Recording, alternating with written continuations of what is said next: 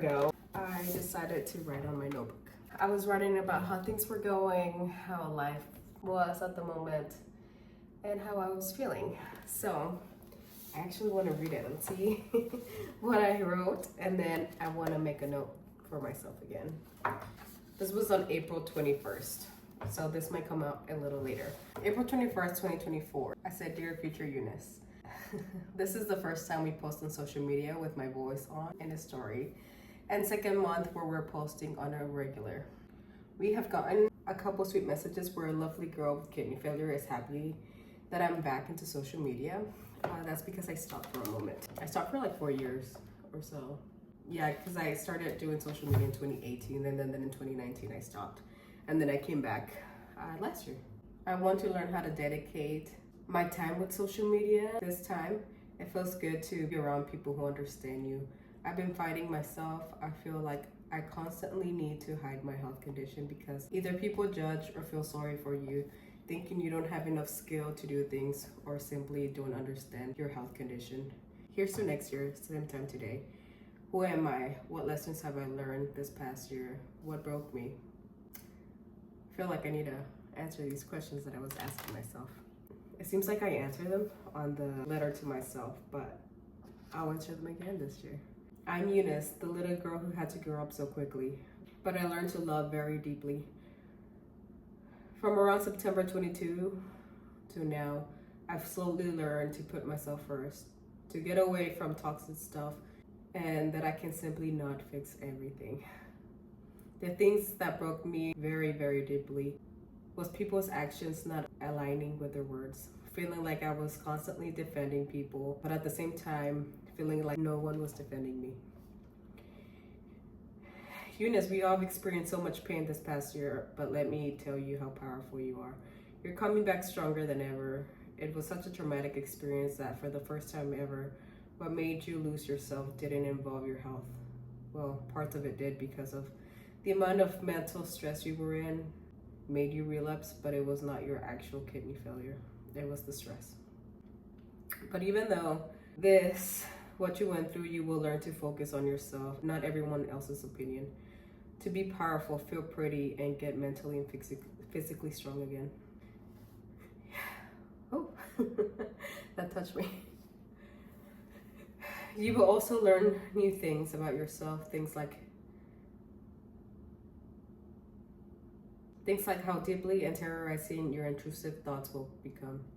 How insecure you are that even looking at TV with an attractive woman will scare you, and even compare yourself like you have never done before.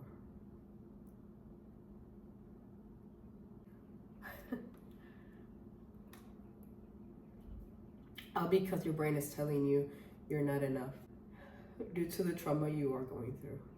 But you will learn with the help of your counselor, Mr. I don't want to name him, but remember him from the hospital in 2022 or 2021 after another doctor counselor left. Well, you found him.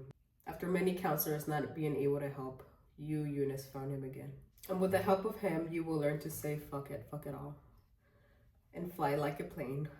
Let me help you understand that a bit. The first moment that I got in contact with him again, I remember just bursting into so much tears. Excuse me that I keep sniffling. I have a cold right now.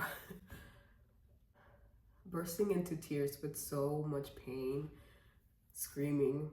And in our first session, he said, "Come on, let's go take a walk." When I was opening up screaming, and we went for a walk so he could calm myself down. At the moment, I was struggling with so much money. I still am, because I was noticing I was relapsing. And usually private counselors cost a lot of money. They're about $200 to $300 a week. And the fact that he was able to take me in, I am so thankful for that guy. And he told me when my anxiety would come in, just fly like a plane, be a little kid again. And that actually helped me a lot. So that's where it says fly like a plane.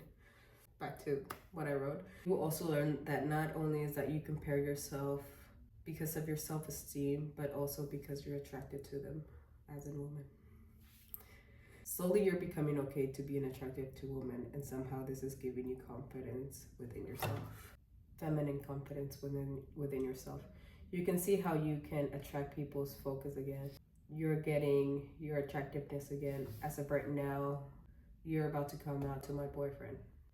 Even though it's terrifying, your homework from Mr. the counselor is to be around a girl that I worked with, which was a lesbian, from a restaurant that I worked at whenever this was happening, who you get along with really well. So you can learn more about yourself or someone who you trust that's like that. To be who you are and not try to be anyone else. As of right now, you'll also get very insecure about my boyfriend looking at me. I'm trying to figure out if it's your insecurity of not being good enough. I feel so different from previous years. I love my boyfriend an extreme amount. He has been through it all by myself, hasn't run away. He has chosen over and over to work through this hardship together that I'm going through, and I am so thankful for that, and more than I can explain. I feel so safe in his arms so much that I run to him to play like a little kid. We have been exploring, letting ourselves enjoy it. Especially me, have tried, and I put the word here, and I started to panic because of how similar it feels to have a terrifying health scare. So what I mean by that, whenever I have an emergency, they have to put medication on me, and it feels the same, where I start to panic and I'm like, something is happening. So I was having the same reaction with, I'll put the word here. There was a moment where he could tell I was panicking, and he touched me, looking at me saying, "You're okay, baby, enjoy it." In many ways, I get a lot of anxiety, but he makes me love him so much. I'm terrified of the future, and even now, my anxiety is popping up. I truly want to be happy. My boyfriend has gone to the counselor with me, and I will put in all the work to heal within, to create a happy and peaceful life. I'm proud of myself. I am no longer where I was at the beginning of 2023. For a minute there, it was hard from, I want to say 2022, 2023. And now it's hard because of my health, but 2022 and 2023 were extremely hard because we had a very toxic person in my family, and toxicity spreads really badly. It's where like you got used to the yelling, you got used to the breakdowns due to wanting attention, and that person not knowing she knew, manipulating the whole family. And like I said at the beginning, I felt like I had to be like the one that stood up to that person, and it took a very toll on me because her energy of being angry with the world, how life treated her, and it's not fair how life treated her, but also those are not excuses of how you treat people now and who you are now as a person. But her toxicity spread through my family and to me, where I was just angry with, I guess, hers and specifically, and it was tearing my family apart. She's no longer in our lives. Well, she is, but from afar, if that makes sense. I honestly hope one day she can find the peace that she needs, but she really has to do a lot of inner work, just like I did. It's taking me like, I'm still working on it. This was 22, 23. I'm honestly still working on to let those toxic parts that were spread through to us go. I remember when I first moved in with my boyfriend, and this was when things were coming down now in my parents' household. That's why I couldn't leave my parents' household, because nobody would stand up to that person. And when I first got here, and I was like, everything's so quiet. What is this? Like my mind wasn't used to the quietness anymore. And that's what I mean, like your mind just gets used to the toxicity, and having to relearn that, to let go of things that you saw, or your mind saying, I don't want that, I'm not gonna let that happen to me. And in reality, you have to let things come in naturally and not force things. And if something happens that you don't like, you have to communicate it and be like, hey, with whoever that person is making you feel that way, and be like, hey, this is not nice. I don't feel like that's nice to me. Let's talk about it and comprehend each other's point of view and put boundaries in there. And that was the hard part with that toxic person that was in our lives for a while. The boundaries, she would just push and push and push boundaries, and I was the one that was kind of putting boundaries up. It was because my family just didn't want problems. They would stay quiet, which I understand. It gets really scary. I mean, everybody's entitled to their opinion too. But I was just that one person because it was getting to the point where things were getting physical. Like, she would put threats on family members and even me, and I'm like, no, we're not gonna let that happen, you know. There was moments where I would have to come in and be like, stop right there because you're pushing boundaries. After that, it was really hard to understand, and my mind, I think it's finally catching up to how hard that situation was, because I'm now understanding that I'm like, whoa, I went through that, and how do I let my barriers down? Because I don't want to go through that again. And that's the part that's been hard. I'm like, okay, I need to put my barriers down because I no longer have her in my life. And in reality, you don't know if people are like that. But at the same time, my mind has learned to see patterns of different people that are like that. And I'm like, no, I don't want anything to do with you. Or I'll just be nice about situations, but I won't go like, hey, you can come into my life. I won't let those people come into my life. And it's been very hard for my family to process. I think a lot of us still don't comprehend. And the hardest part is that you once loved that person, but you had to let them go because they were so toxic. Like, you tried your best. And it kind of, in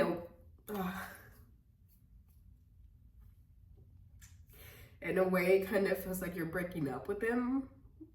Again, this is not my partner. That was not it. I love my man. My man was with me throughout the whole process, and I'm very thankful for that because he stuck through it. But it's kind of like that relationship has now broken, and you once loved this person, but it turns out that person was very toxic and very manipulative, and you just had to say goodbye. I still have photos of them on my phone. Sometimes I want to delete them, but also like I want to protect another person that is involved in it, and that they don't still understand what's happening.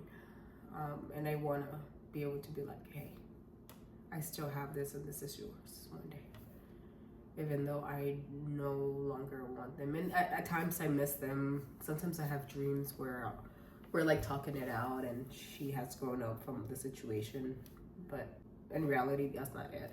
And I think that's me missing that person because they were goofy, but then again, very controlling.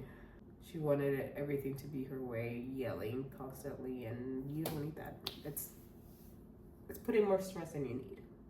And I honestly sometimes feel that that's a reason why I relapsed as well, due to the amount of stress. Around that time is when I was having over 100 seizures, and I would have them about like 3-4 times a week. That's the amount of stress, and now I've relapsed because of that. I wish that person well. I hope they get healthy mentally. I hope they get the help they need, but they have to want it, if that makes sense. They have to want the help. But they're gone from my life, and I don't need that anymore. Bye. In here, it says, some of the challenges that my counselor gave me were not asking why people love me because I'm giving them the power of saying how worthy I am. I haven't done it in 2 months, which at the time it was a big stepping stone.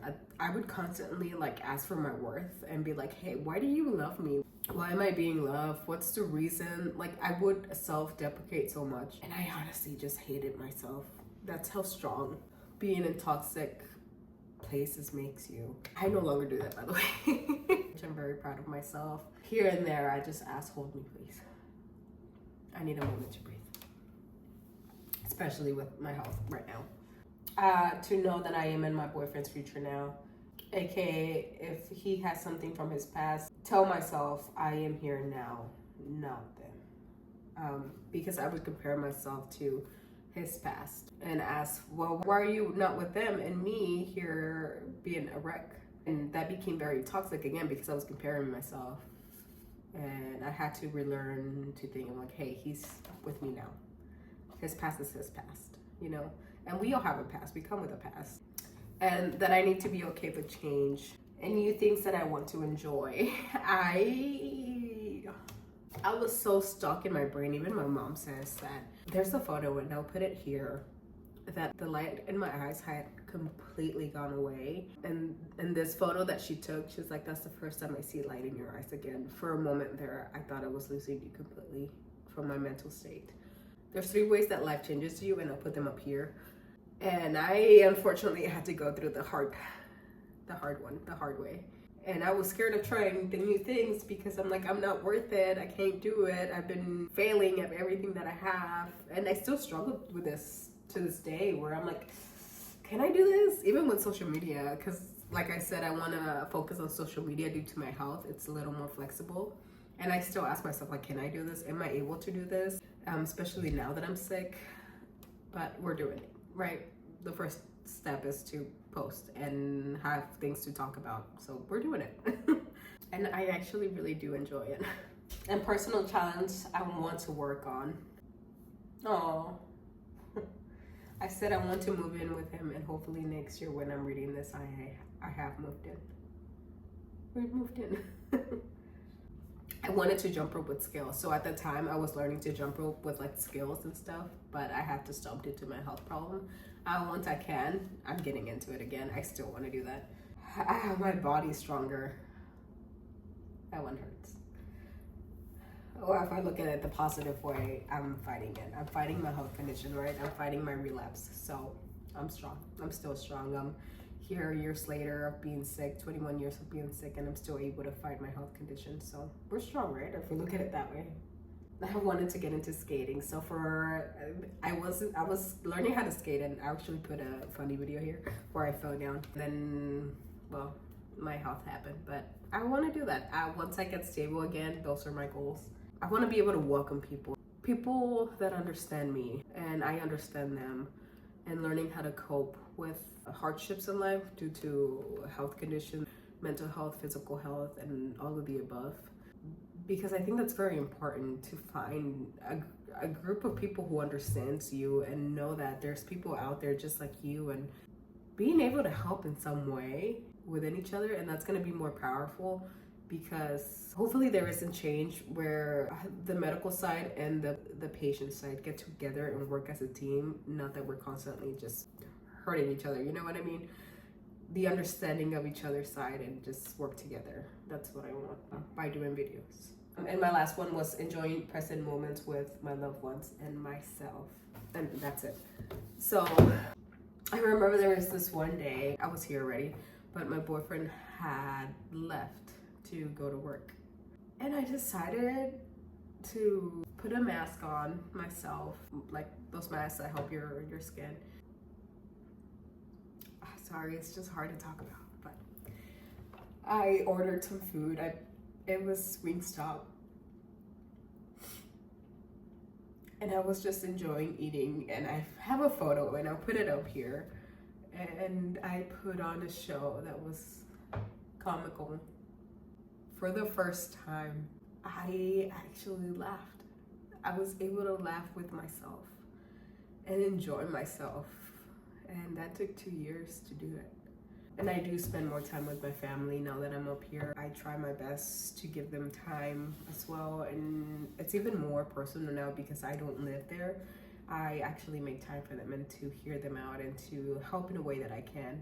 So that's been it. And what I'm gonna do now is I'm gonna write another letter for myself for next year and see how that one goes. And I'll check up on myself to see it. Thank you guys for listening to my last year self, and we'll see how next year goes. All right, see ya.